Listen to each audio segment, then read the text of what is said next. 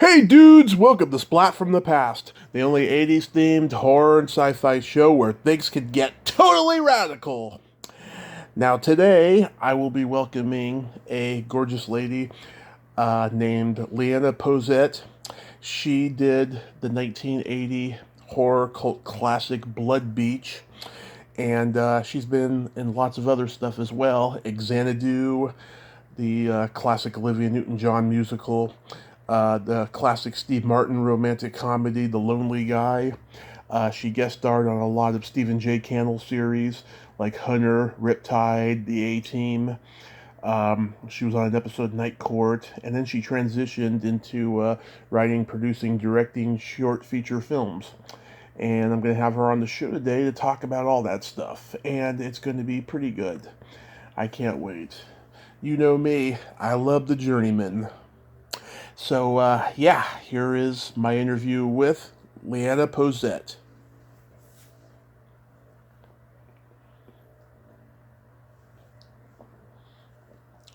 Hey, Lena, welcome to the show.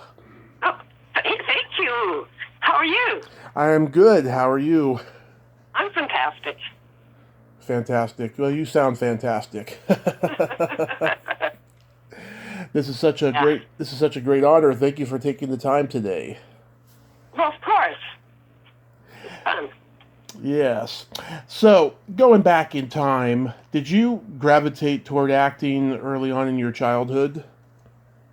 Oh my God, yes. But I didn't know I was. I actually was a little ballerina at 8, 9 years old in a very tough, ballet class with a Russian teacher who kind of hit us with a stick. But Oh, it was for a big, big theater, and I was kind of small for my age, and they needed smaller kids, and so they read me, and I got the part. So I performed at that age on the biggest stage in Gothenburg, Sweden, and that's how it started. wow. Yeah, Yeah. my parents had to go through that too, being hit with rulers in school. Yeah. Yep. I can't believe that it went on for as long as it did, you know. I'm glad it doesn't go on anymore, you know. Yeah, I know. Well, in Sweden at that time, it was illegal to hit your kids if you were a parent, but apparently a Russian ballet teacher could hit you if you didn't lift your leg high up enough. So there's that. Yeah. But after that, I went kind of into the other side of the camera for a while. I moved up to Stockholm and decided I wanted to be a script supervisor. Not that I even knew what that was, but I called one up. I know Börje's son, and she said, well, why don't you come down and work with me, and I'll teach you. And she was working with one of the most famous directors in Sweden at that time, Jana Halldorf. Mm-hmm. So I got like a free class doing that, but they didn't pay me. But in the last couple of weeks, she ended up, I forget, she was either sick or she had to get another job or something. So they actually handed me the reins. I ended up getting paid for it anyway. The first film I did that on. Nice, nice. So, are you trained in all types of dancing or just ballet? Actually, I am trained. When I came to America, I started belly dancing because that was fun. Ooh, And then a few years later, I actually became a competitive ballroom dancer. So all the stuff you see on Dancing with the Stars, I do that. nice, I don't nice. I don't compete anymore, but because I actually don't have time, you have to train it very hard. But all those fancy little glittery outfits and stuff with your leg high up in the air. Yep, did all that. So where did you go to first when you came to America? I came to LA. I was with my fiance at the time. He was Swedish, Mm-hmm. and he was a photojournalist. So he came to work for 3 months. So I was here as a tourist at the very first. But then a girl I got to know, she said she wanted to be a model, and she dragged me up to a modeling agency because she was scared, and they ended up not wanting her, but they said, but we can use you. And I said, I'm not a model. And I had really long hair, long blonde hair. And they said, well, Redken is doing this huge show downtown, and they would love you. And I'm like, well, I'm not cutting my hair. And they said, they're not going to cut it. They're going to make sculptures out of it. So I went down there, got the job, and they pay me at that time, which was years ago, was like $150 an hour. And, put a bunch of makeup on me, and yeah, it was fun. And then the agent got me a visa. So that's how I grade, actually. Wow, crazy. I don't think that would happen nowadays. Yeah, I know, right? Yeah. So did you start taking acting classes? I did. I took acting classes, but very soon after that happened with the Red Can and the whole the modeling thing, I did a Coca-Cola commercial that won a Clio that was quite well known too. I'm speaking Swedish also with Steve Guttenberg, so I did that. but yeah, that's a funny one if you haven't seen it, because I'm standing by the side of the road with a bike, broken bike, and he comes up with his convertible car. He goes, "Oh, hi," and talking, and I just speak Swedish. And he jumps out of the car, says stupid things to me, like, "Oh, Mary Svensson Clausen, you want to marry me?" And I just speak Swedish. And he puts the bike in his car, gives me Coca-Cola, we jump in, and he turns to me and says, "Okay, so Mary Svensson Clausen, where to?" And I say, "Just down to the next gas station." Right? Yeah. I have a funny story about that, if I can say bad words, so that's okay. Yeah. The director was Adrian Lyon, who did 9.5 Weeks. And Flashdance and Fatal Attraction. The famous British director. He was a lot of fun. So what he says, he wanted Steve Guttenberg to react to me when I spoke Swedish. And after, doing this for 2 years, because we did it at Sunset, I guess the reaction wasn't always there. So Adrian went up and whispered in my ears. Only he knew what I was going to do. And when Steve turns to me and says, Mary Svensson Clausen, where to? I says to him, "Hey, wanna fuck?" And Steve, that was Adrian told me to say that, and nobody else knew. And Steve dropped his face. So yeah, they used that take supposedly. Awesome. I gotta go watch that now. Oh, that is so cool. Yeah. So when you're taking classes, are you studying with any prominent teachers out there?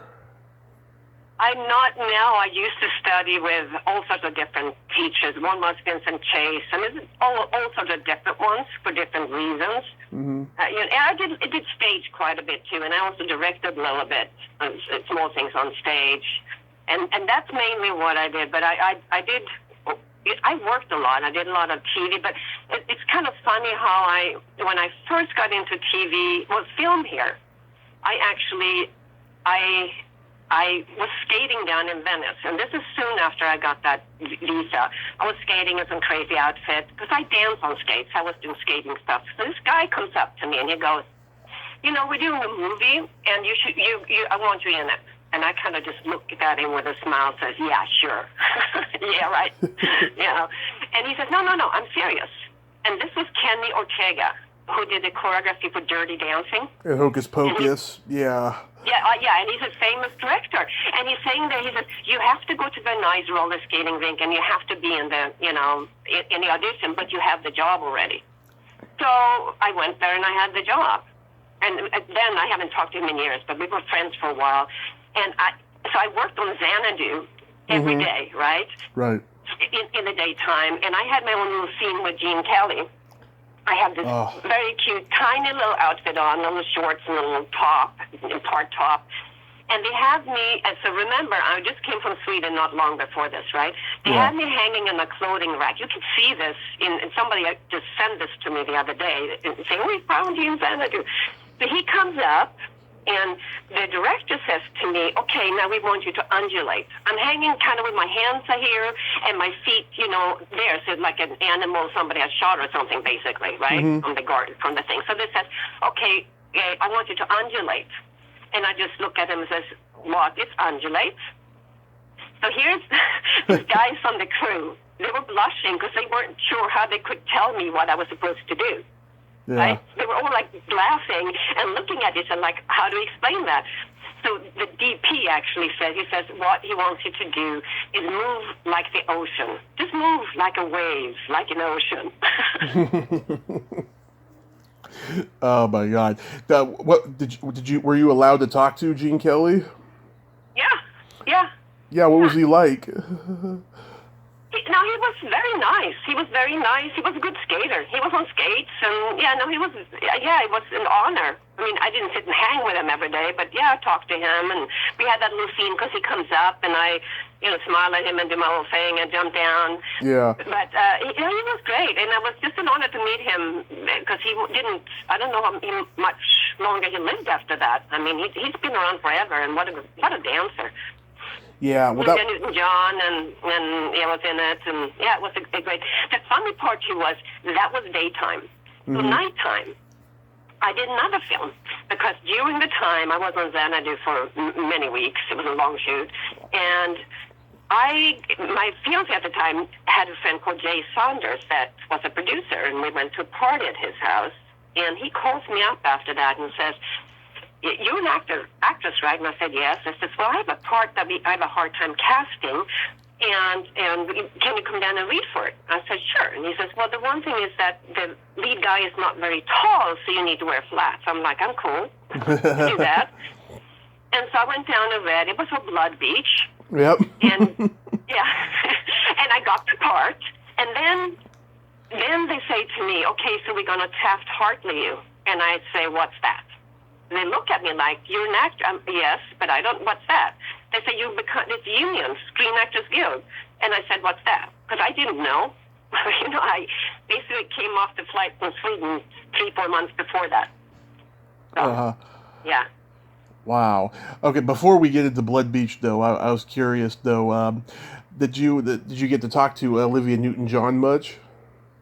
Yes, in fact, Kenny Ortega and I flew up with her and her boyfriend, Latansi, that she met on that shoot, and with the producer, Joel Silver, who's now really famous. Lawrence Gordon and Joel Silver did it, and Joel Silver came with us. Yep. And we went to the premiere in New York. There's 5 of us, I think. 1, 2, 3, 4, 5 of us. Yeah.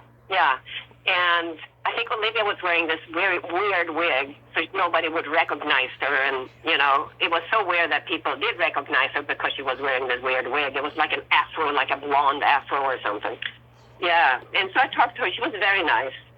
And Matt, I hung out with a lot. He was the stand-in, I think, for the guy, Michael, who played the lead? Michael Beck. Michael Beck, yeah, that's what I thought. Yeah, so I think he was the stand-in from that, in which he did practice a lot with Olivia. So, yeah, nice people, all of them. I had a lot of fun with that whole group. Yeah, Michael Beck had just done The Warriors with Joel Silver and Lawrence Gordon the year before that. He has said many times that The Warriors opened doors for him and Xanadu closed them. Yeah. I mean, it is a cult. I know people who love to go bananas when they hear I've been in Xanadu. They're like, "Oh my God." It's a cult thing for sure. How about ELO? Did you get to meet them? The what? Electric Light Orchestra? Oh, yeah. No, I didn't meet them. They just played the songs. The other band, though, that was in it, what's the name? The Tubes? Or what are they? The Tubes, yeah. Yeah, they were there. And there was another band there. There was a lot of people on the set all the time. It was because of the crazy time. A lot of fun. I met the Tubes about 4 or 5 years ago. They were playing in Santa Cruz, and they had a meet and greet, and I went over and met them. They were all pretty cool. It wasn't the same lineup, with the exception of Fee Waybill, the lead singer, but they were really cool. Yeah. Now, they hung out with us. They were there and hung out. I didn't even know they were a big band or anything then. I don't know if that came afterwards and some great dancers, some of the same dancers that did Dirty Dancing with Kenny later on. Yeah. Yeah. So was Blood Beach just a standard audition for you? Yeah, I just went in and read. I think I kind of really took my time and just played with it. And so they gave me the part almost right away. And that was also a fun shoot because of the scene in the sand. Very exciting.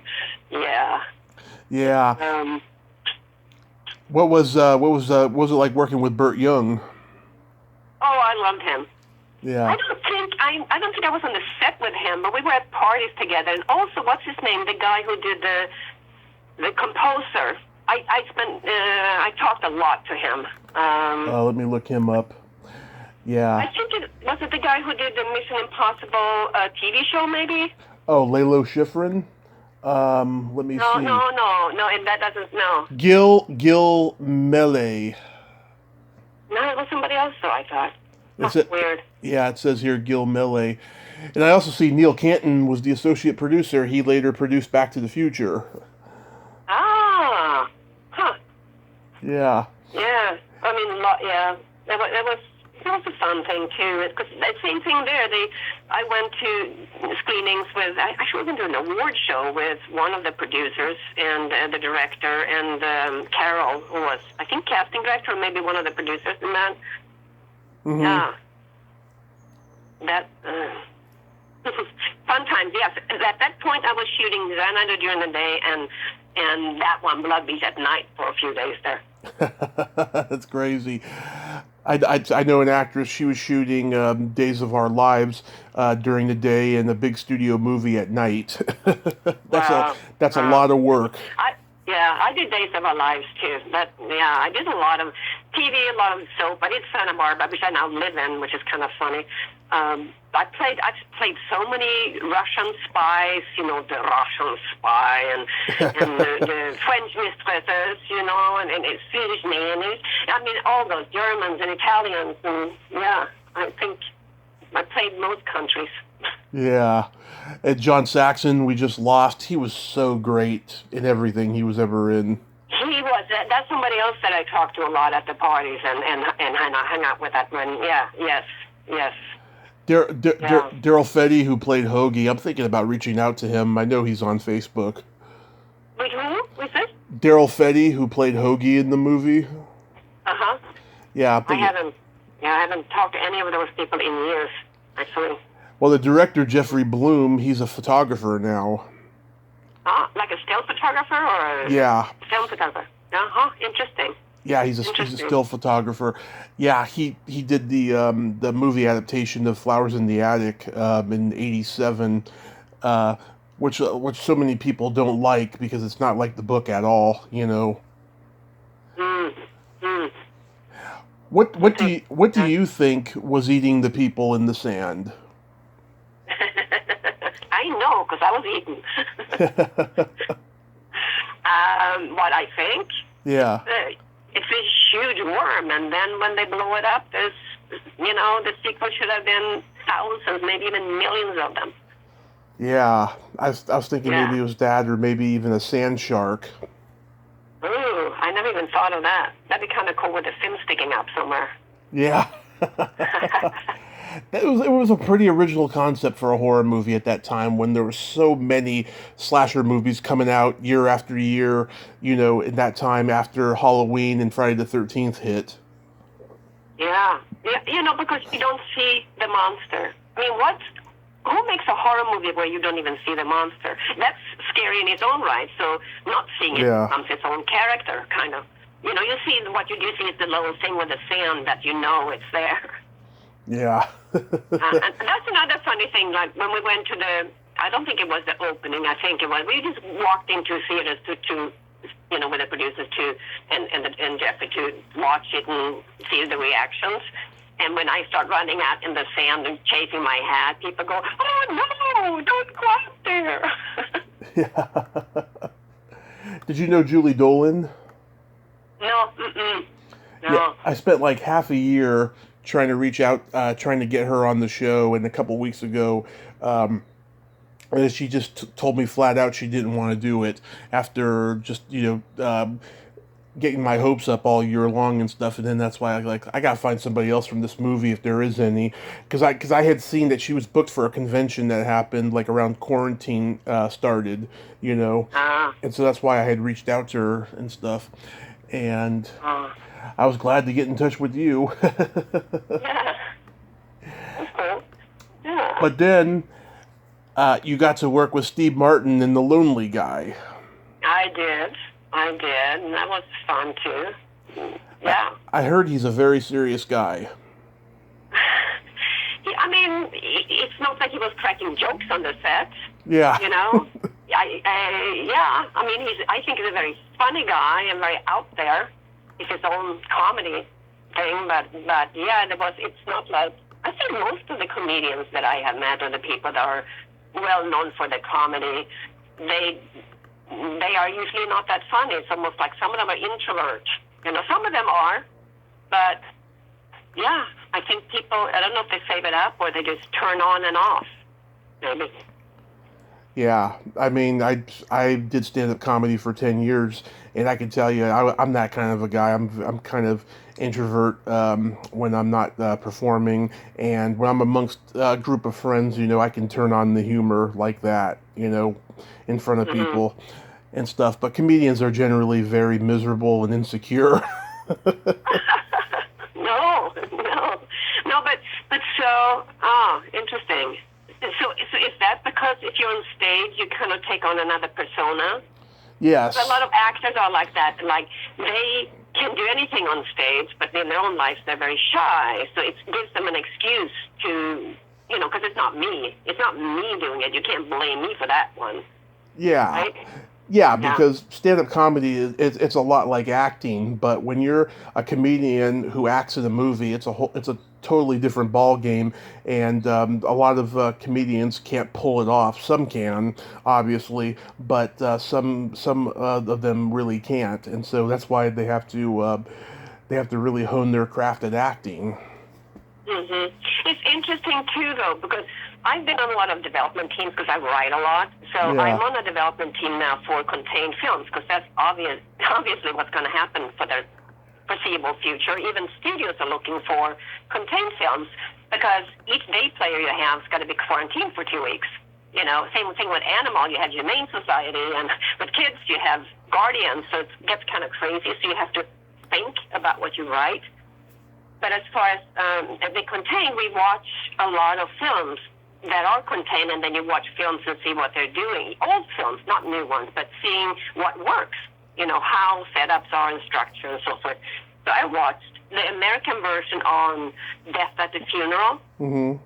and I'd never seen it before. I think I saw the British one years ago, and I thought, this is so weird because most of the characters are just two-dimensional.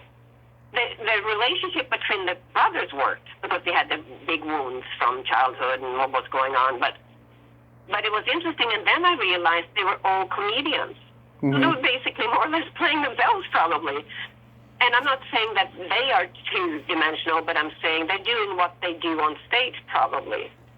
And maybe sometimes when comedians that do stage comedy, they're cast in something they're expected to, that's what they're doing instead of taking on the deep character.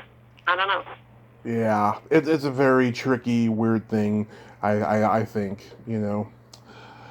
But were you in the pilot for Lime Street?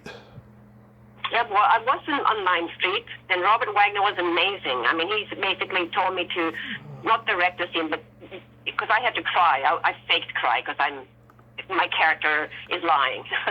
but I did. They wanted me to do this. And he was really very sweet about this, and he said, well, everybody, Lena will tell you when to go. So you just take your time and just give a sign to us when we just roll. He was really, really a nice man. Nice, nice. Most people, I did an A-team, and I think George Peppard had a bad reputation or something that he wasn't, that's what I heard. Hmm. It was super sweet. We all hung out in his RV, I don't think I've come across any actor that has, misbehaved or been nasty. Even people that I've heard has sometimes, Reputations, yeah. issues, some that can be a little nasty to other actors. I've never, ever had a problem with anyone. Hmm. That's good. And also in that Lime Street pilot was Lou Ayres, another legend. Oh, He was Dr. Kildare long before Richard Chamberlain. you know a lot about films. That's why I have a podcast. I'm a walking encyclopedia, a historian as they say. That is really cool. That is awesome. Yeah, I Yeah. mean, it's my life. It always has been, always will be. I just love entertainment, old Hollywood, all that stuff. Wow. Yeah, Well, you I've been in another classic, but it's not a feature. It's a game. It's called It Came from the Desert. About these big ants that take over a village. Do you know about that one? I think it was made into a movie, actually. no. It Came from the Desert. Yeah. Wow. One of those it's a cult thing as well. Something was redone. I think they made a film about it just in the last year or two. I should look it up. Yeah, it came from the desert. Yeah. Nice. Yeah. Yeah, you did actually about 3 I see on IMDb of the Stephen J. Cannell series, A-Team, Riptide, Hunter. Yeah. What was the one with the buck? Not something else. I mean, I think some of my stuff is not even on there. I know some of my soap opera stuff isn't, but I did. Yeah, at least 3 of them up there. Yeah, I think Stephen J. Cannell was a brilliant writer. He was amazing. He wrote all those TV shows, most of them by himself, and he had all these shows going on, and he wrote all the scripts for most of them. Past writer, and he was dyslexic. Dyslexic. That's yeah. He was like a savant when it came to writing. You know, I mean, yeah. And he wrote characters that were very flawed, and they overcame obstacles, and that's how he felt about himself. I heard him say in an interview that he was flawed and he overcame obstacles, and that's just a wonderful way to put it. I think the closest we have to a Stephen J. Cannell these days is Aaron Sorkin. Ah, yeah, but completely different. I mean, they are. Mm-hmm. They have so many similarities, but they're also so different because he is so. I mean, his scripts are so. You know, the way people talk, the speed, and the way they express themselves. But he's a brilliant man. I took his master class. I don't know if you know the master class you can take on online. Yes. Where they're interviewed about everything. Yeah, he has one of those. It was very interesting. Ah, that's so cool. Yeah. You also were in a Disney TV movie called Double Switch. Yeah, that's right. I forgot about that one. Yeah. Yes. Do you remember anything about that? If I what? Do you remember anything about that? I think I played a princess. And the guy had, he was Prince, or I don't remember much of that one. Yeah. Elizabeth Shue and George Newbern, they went right into Adventures in Babysitting right after this. Yes. They had great chemistry in that. And I met George Newbern last year at a Comic-Con in Stockton. And when you go to someone's table just to get a picture with them, they can be very rude and very unpleasant. And they don't, introduce themselves or talk to you. But George Newbern, he made it a point to, shake my hand and do a little bit of small talk with me and my mother before I took the picture. I thought that was very nice. That's very nice. That's really nice. Yeah, some people are not. Some people seem to always be pleasing and just very, sweet. So what does he do now? He's still acting, but he's in a lot of stuff that hardly gets seen, which is what a lot of people do these days. They're in stuff that hardly gets seen unless. I think quarantine has really enabled people to watch streaming more, and people are getting seen and stuff. But before that, everyone was like, "What's he in now? What has he done now?" Yeah. But it's also so much content. Yeah. It's great for a writer, But there's so much content that it gets confusing. Because I watch a lot of TV and a lot of films because I'm a writer and I'm a producer and I'm looking for talent, I'm looking for things, and I'm analyzing a lot of TV shows and features. Some things like Breaking Bad pilot, I think probably I've watched at least 20 times. I've broken them down. I mean, there's another movie I just broke down for contained purpose, which is great. If you just analyzing it, it's 10 Cloverfield Lane with John Goodman. Yes. I love him. I mean, that film is brilliant. And I never watched it up until just a month ago or a few weeks ago. And I watched it a bunch of times and just breaking it down, checking out the setups and how they do the reveals and the character arcs. And there's nothing wasted. And John Goodman in that actually plays almost 2 parts because it's his truth that he tells and the truth that the girl who's kidnapped by him, and he says he saved her because aliens or poison up there. And we're with her most of the time. So we think he's just a maniac. So it's his truth and her truth, basically, until the end when we realize what the truth is. But he plays so he could, both of the truths could be true. Do you know what I'm saying? Mm-hmm. Yeah. Yeah. So he plays both the crazy sociopath and almost like a doting father. Mm-hmm. So almost everything he says could be both. And when you watch the movie more times, you go, wow, it was very well written and very well acted, I think. He's a very versatile actor, but I don't think he gets the credit he deserves because he's so known for comedy. Yes. You know, Yeah. and going That's back, true. yeah, and going back to what you were saying about how there's so much content out there. Historically, there's always been too much content. If you look at certain years on like Wikipedia, you could see, all the movies that were released in one year, like back in the '80s, and it's comparable to now. I mean, it's still the same amount, but it's harder to I think it's a lot harder for actors to get auditions these days because of the corporate decisions and stuff. Yeah. Yeah, well, it's all about that. Because I'm producing now too, and I'm looking at shooting some stuff in Canada because it's easier in Canada.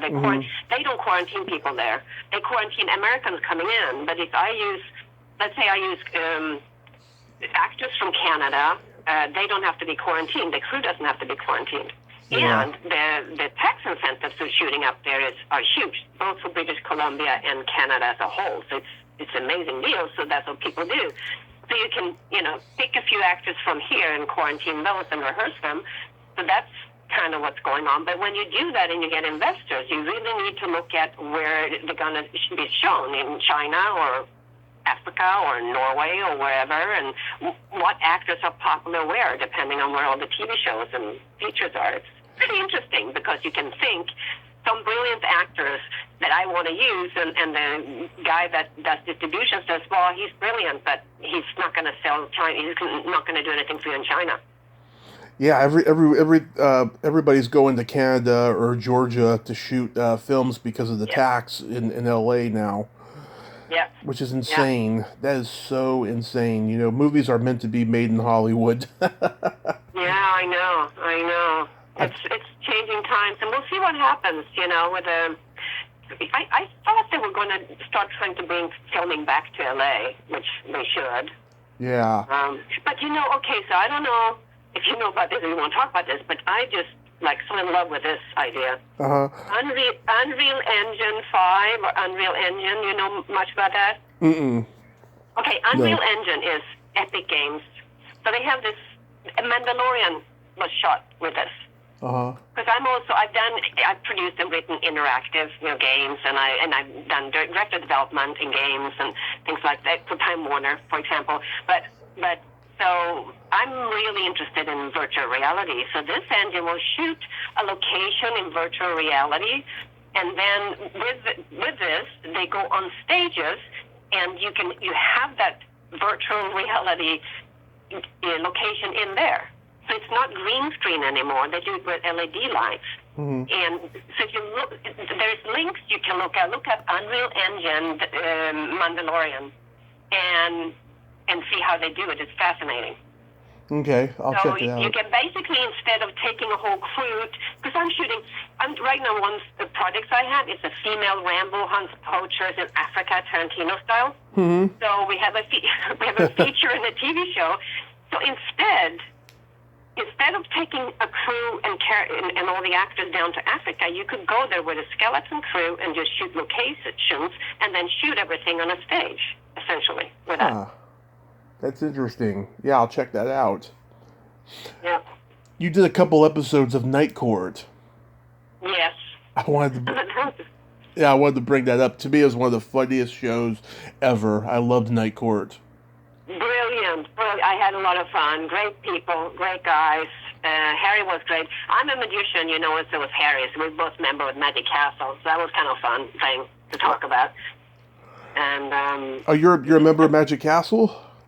I'm a member of the Magic Castle. Yeah, I performed there. Yes. So you know Daniel Yulin and Kelly Maroney? No, I don't. I don't. There's so many people there. Oh, okay. I probably know their faces. I don't know their names. Yeah, because I know that they're there, and Sarah Ballantyne and Yes. Yeah, I know her. Jimmy Schubert. I don't know him. He's Do you go there often? Are you a member? No. I just know people who are members there. Well, so then, then you can get there, and well, it's not open now anyway. Yeah, in the future. Do takeout food is what you can do. Yeah, I would like to go there in the future when things are back to the way they should be, you know. But well, I can always let you in if nobody else does. But you know, so if you need me, but I'm sure that you're covered. But if you're not, I can get you in. Oh, that would be very nice. Yeah, I would love to. And yeah, you did one episode where it was like a beauty pageant, and Melanie Vince was in there. Yes. Yeah. I would love to interview her. I wonder whatever happened to her. Melanie Vince, I think. No, that was the other one. The other one I did. The girl actually passed away. It wasn't Melanie Vince. I don't know what happened to her. And then there was the stray dog one with Alan Rich, who just passed away. The second one? Yeah. Yeah. Yeah, that's the one where the air stewardess where we played. Yeah, we used to be men, is what we say. That girl I know, Angela maybe. Yeah, she passed away in the flu. Ooh. Later. Yeah. Ooh, that's bad. Yeah. So what made you transition into writing, producing, directing? Because I know you mentioned before that you had taken a class. Yes. Well, gosh, that was I took a lot of different classes, both first in acting and then in editing and directing and even writing classes. When I first modeled, I kind of got bored with that. And then I acted, and I kind of got bored with that because it felt like I was always typecast in one of those European actresses or something. It was fun, but it wasn't any deep thing unless I did plays, which I did some. And I wanted just to create worlds that I couldn't even be in, you know? Mm-hmm. Why should I only do things that me, the way I look and the way I act and talk and my age or whatever, I'm able to do? And I wrote with my friend Brooks Wachtel. I think you know, maybe? No? Who? Brooks Wachtel? No? No. Okay. So he wrote. So we wrote some scripts together, and we actually sold two. So there was so much easier. We wrote actually one script for Boaz Davison, who then had New Image. Now he's got Millennium. Oh yeah, the Last American Virgin. Yeah, but we ended up, because of whatever happened between our agent and what's going on, we took our name off the script eventually, so we did that. Or they did, an agent did. But that's something we did. And then we wrote two scripts, and we sold them, right? So I ended up having lunch with two guys I had done the interactive game with, came from the desert. And they asked me what had been happening, and I said, well, I just sold two scripts. They go, you write? I go, yeah. And I said, well, can I read something? I said, sure. I have like a few of them in my trunk, because then we didn't have the digital stuff that we sent. I gave him a couple of scripts, and he called me that night and said, I want you to write for me. And I said, no, I can't, because I'm rewriting the things I had sold. And he said, well, you know, this and that, and please. And I said, I can't. And then what happened was the guys who bought the scripts, they broke up the company, so they were not going to shoot them. So I called them up again and said, hey, I'm in. Where do I sign up, basically? I ended up writing with another friend of mine a thing for them called Voyeur, which is an interactive film with Robert Culp and Grace Zabritsky and a bunch of other people. Oh, yeah. They won like 10 interactive Academy Awards. It was even televised. And so that was kind of my start in interactive. And after I did that, the company asked me to come in-house. So I wrote, I did game design, I produced, I did directing, and I director of development. And that was Felix POV. And then I went from then over to Time Warner Interactive and became director of development for them. So I was involved in that whole interactive thing for a while. And then I went back to film. But the writing is always what I feel is what I like to do. I've directed. It's hard. It's too much responsibility. I want to have fun. Yeah. So why do you gravitate towards shorts more than theatrical films? Oh no, I do actually. I've done a lot of theatrical films. Well, I They're know not, that, but yeah, but they're not on IMDb. A lot of them, like I've finished 2 faith-based films. Oh, this is interesting too because I do mostly thrillers, dark Yeah. comedies, and action adventures, right? And people always die in my films. yeah. It's just, that's what those are. So then these 2 guys came up and they wanted me to do first one faith-based film, and I'm thinking to myself, have they seen my, what I have, my resume and stuff? And then I actually ended up writing 2 faith-based films for them, and people die in both. So that was cool there. Nowadays, like right before I jumped on with you, I had a meeting with a story editor for a TV show I'm working on, and it's animation. Mm-hmm. So I do all sorts of things, but the shorts are only because, well, first of all the stuff I've worked on, there's faith-based and animation and some thrillers I've done for people, they're not on IMDb yet because people typically don't want to put them there until they have funding or until they're developed or until they're produced because it looks like they sit there forever. Right. Right? So those things typically don't go up and, you're sitting there waiting, but eventually they will go on there too. If you go on my webpage, which is lenapoussette.com, you can see on my resume there, I have one for teaching because I've taught a lot too at UCLA, so just about interactive stuff. And you can see that I have a ton of work that I've done, but it's just not on IMDb yet. I actually did look through your webpage and stuff. Yeah. Oh, you did? Yeah, it actually looks nice, I have to say. Well, thank you. Of course. So is there anything that you worked on before COVID that got shelved? That got shelved? What? Yeah, that got that's sitting on the shelf because of the pandemic. We have the one thing that's supposed to shoot in Canada, a faith-based film, is on hold completely. And that's an interesting film because that is actually, okay, so this is based on a Christian song, a music video. And so the musician is very well known and he has a lot of huge following. And they asked me to write this inspired by the musical video. And it's super interesting because faith-based movies they have a huge audience, and investors love them. There's one of the producers that were involved with this. His last film was, I think, distributed by Roadside Attractions, and it's a big company. The last Christian film they did before that was based on a music video. I think the budget was $6-7 million, and it made like 86 or 67 million. I mean, way up there. Yeah. So they're huge. So that one it's on hold right now. I'm talking to producers in Canada because to get all the tax incentives and the right crew, you really need 2 Canadian producers. So I'm in talks with them. Yeah. But typically right now, the people I talk to, the budgets have gone up like 35%.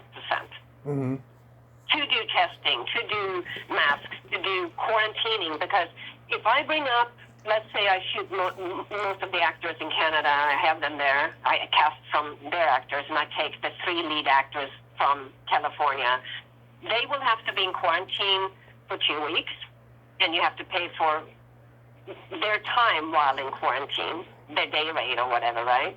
Even though you can use them for rehearsals and stuff, it's still a cost. So you kind of have to plan out what you're doing, and right now it feels like everybody feels, let's wait a couple of months because we have a vaccine soon, so it's not going to be this cost. So that's kind of what's going on. And of course, even actors, to be intimate on any level, close to each other and kissing and things like that, that's a hard thing to do because even if you're tested every day, how soon does it show up in your system when you have it? I don't know. And another thing I have, the African film, the female trophy hunt, or the female Rambo hunting the poachers and trophy hunters. Yeah. That one we have two investors that are super interested. One is American. He wants to put $20 million into the feature. Mm-hmm. Or that's what he's offered. The other one is from China, and they were talking, because we really want 30, because we're dealing with lions and zebras and elephants and stuff, right? Right. So they actually said, we'll give you $30 million, and that's investing. So they're not producing, we are. And we have a TV series, we have a pilot written, and we have a Bible for it. And they said they want 6 episodes, from that. But everything is on hold, because you can't really do much right now. Yeah. Oh my God, I thought it would be done by now. But things are starting to open up more, it looks like. Yeah, the problem is right now Europe is going back into the second wave, except for Sweden, where I'm from. Sweden actually don't really have any more cases, which is kind of interesting. But most of Europe, everything is going up again. So I don't know if the real movement is going to come before vaccine is out. I don't know. Yeah. I don't know. And as writers, we're writing going, okay, so I will take out the crowds. I'll VFX things in, but I don't do stunts. Even if you have 3-4 scenes with stunts, you're going to have to quarantine the stuntman and the stunt coordinator, right? Right. There's so much to think about and plan doing these things. Yeah, it's crazy. How long have you been teaching for? Oh, I'm not teaching like that. I've taught, when I did interactive, they asked me to, because then there was most people, it was games and there were films. There weren't many people who did films for interactive, right? And I probably was one of the very few female ones that were in that industry doing the writing. And so I talked at AFI and all the guilds, I think. The producers and writers and directors, and women in film, places like that, just about how game design works. And so it's a different writing than features, obviously, because it's deeper. It's more three-dimensional, because depending on how you play a game, if you have real actors in there, how far can you push them on one side? What happens if you have them do this as opposed to this? It's a lot deeper, right? The character depth is it's just much, much deeper, yeah. Mm-hmm. So there's this secret silly game I like to play with my guest, Lena. Okay. It's a series of silly slumber party questions, and how this works is I ask you the question, you answer it, and then you ask me the exact same question and I answer it. Okay. And there's no win or lose, it's just silly fun, and we can comment on each other's answers. Okay. And is it a long answer, or is it like no? Or it's like, okay, I'm going to do a minute on this now? You could just, say anything, really. Lena, are you ticklish? Oh, my God, I'm so ticklish. That would be the worst torture you could ever do to me. I have a pretty high pain tolerance, but tickling, no. How about you, Tommy? Are you ticklish? I'm very ticklish. I get a knee-jerk reaction if you tickle me. What's your favorite part of the body? Eyes.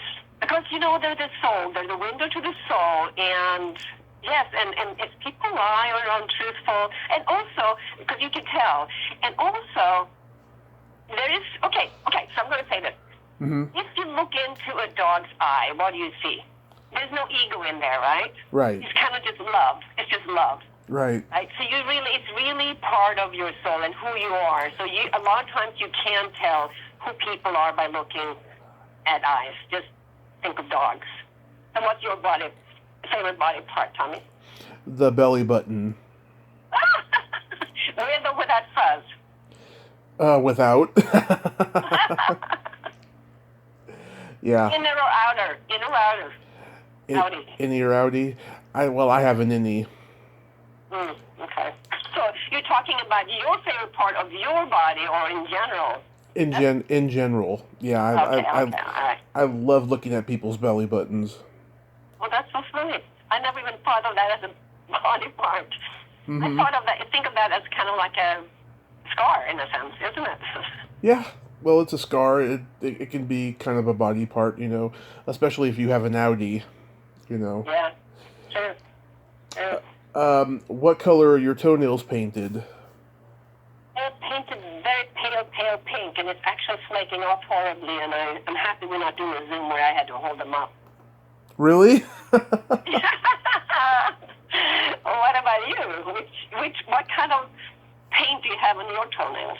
Right now they're au naturel. Okay. Last time they were purple with sparkles. I like to go elaborate when I do them. Lavender with sparkles? I do like lavender, yes. That was kind of what I had, yeah. See, my favorite, what I usually wear is silver. Oh, And I yes. call myself, say, twinkle toes. Yeah. You can wiggle your toes and you go, I'm twinkle toes. Oh, yeah, I love that. I do silver, too, sometimes. Yeah. What would you say is your best personality trait?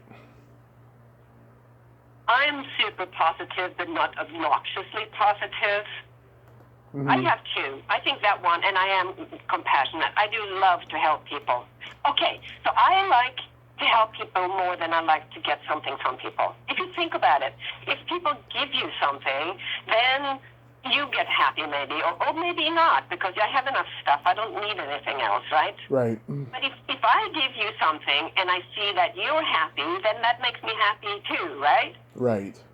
So why not do that? And you go even a step further. This is even better. You do angel giving, right? Yes. So you don't tell people that you're doing it. And you just, like if somebody's looking at the book, somebody you don't know, and you hear them say, some college students, oh, I can't afford it, and you sneak up to the teller and you pay for it, and say, give expense, tell them that they have a guardian angel. That is so much fun, because nobody owes you a thank you, right? Right. But they don't know who gave it to them, so they have to be nice to everybody. Anyway, so that's what I like. Oh. And I completely forgot the question to ask you because I got stuck in talking. What was I going to ask you? What's my best personality trait? Okay, yeah. What's your best personality trait? My sense of empathy and the fact that I have no filter. I like both those. A lot of people do, especially in show business. Yeah. And then the last question, which is also my favorite question, is there a stinky smell that just makes you gag? Okay, so I have to tell you about something then. Mm-hmm. Surströmming. Yeah. S-U-R-strömming. It's a Swedish fish. It's a kind of a herring that they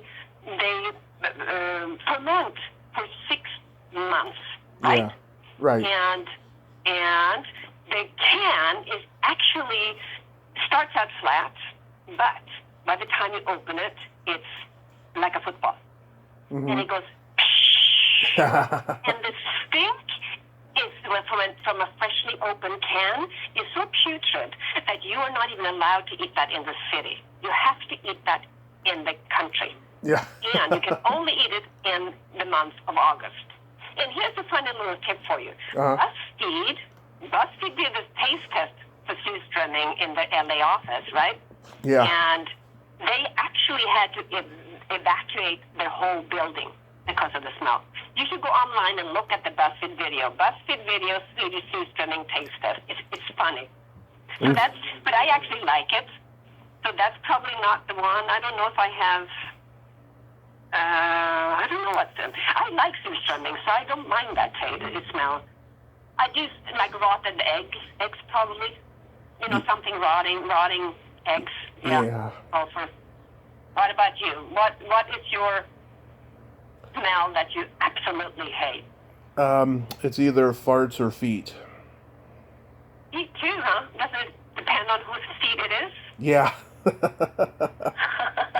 I spent like 6 months in the hospital from a car accident, and when I got out, I had pretty bad athlete's foot because during the last month I was there, I was very cranky, and the nurses didn't want to go near me. They didn't want to change my socks because I was so cranky, and so And so I had pretty bad athlete's foot for about 6 months after that, but it eventually cleared up and went away once I started soaking my feet and putting lotion on them. But I didn't know that athlete's feet smelled. I thought that was kind of like an itch and peeling. It is an itch, but also too, it can also just be a pretty foul smell too. Some people wear casts on their leg when it's broken. I didn't have a cast. I just had, gauze and everything rolled up on it and stuff, and that was a big contributing factor as well. Oh, oh. So you broke your leg? Yeah, I broke it in 7 places. Oh, and are you okay now, or is that did it get fixed? I got pretty bad arthritis. I got the worst of the injuries of the two of us. I had a mild heart attack. I had gallstones. I had teeth broke, hand broke, all that stuff, and it was a pretty long recovery. It's still kind of going, but I'm lucky to be alive, and I'm so grateful. Oh, that's horrible. I didn't even know you could have gallstones and heart attack from a car accident. Well, the gallstones was a work in progress from all the drinking I did and all the junk food I was eating during that time. So it wasn't, because of that per se, but they found it in me. Ah. Yeah, I had my gallbladder removed a year later. Can you survive with that gallbladder? Oh yeah, everybody can. Obviously you can because you're get- talking to me. You eat too much grease, you get a sharp pain in the side of where it used to be, but other than that, no, it's fine. Ah. And how long ago was this? January of 2015. Not too long ago. Yeah. You must have had a really long, because the recovery for something like that must be very long. Yeah, from January to June. I got out the day before my birthday. When is your birthday? June 6th, and I got out on June 5th, and I woke up from my coma on February 21st, which is my mother's birthday. Oh, crazy. How long were you in a coma for? 30 days. So did they put you in a medical-induced coma, or were you in a coma from your injuries? It was, I think it was medical, because I was unconscious. I don't even remember, a lot. I blacked out from alcohol during that accident, so I don't remember a whole lot. Oh, wow. Now, so did you drive? I mean, was it... No, I was in the passenger seat. I fell asleep in the passenger seat, and then the driver fell asleep at the wheel. We ended up in the middle of the road. We got out okay, but then the car collided with us, and the impact hit us. Oh, God, I'm so sorry. That's horrible. Yeah. That's, that changes you for life. It does. It does. I'm very lucky. But I want to thank you so much, Lena, for coming on today. And we finished just about 2 minutes after our original time. But I want to thank you so much for coming on. This was a lot of fun. Well, thank you. That was a lot of fun. Stay in touch. Yes, I hope your projects come to fruition and everything. Thank you. Thank you. Thank you. Okay, have a great day. Okay, you too, Tommy. Bye. Bye-bye. Well, there you have it. Lena Pousette. Ain't she a sweetheart? Oh, what a great lady, huh? And she's very passionate about film, and I hope she gets more films made after this crazy pandemic. If you like this video, everyone, please subscribe to my YouTube channel. Add me as a friend on Facebook. Join my Tommy Kovac comedian page on Facebook. Follow me on Twitter and Instagram and all that fun stuff. Well, that's all the time we have this week on Splat from the Past. Until next time, this is Tommy Throwback Kovac saying there's no shame in living in the past because the present sucks. Later, dudes.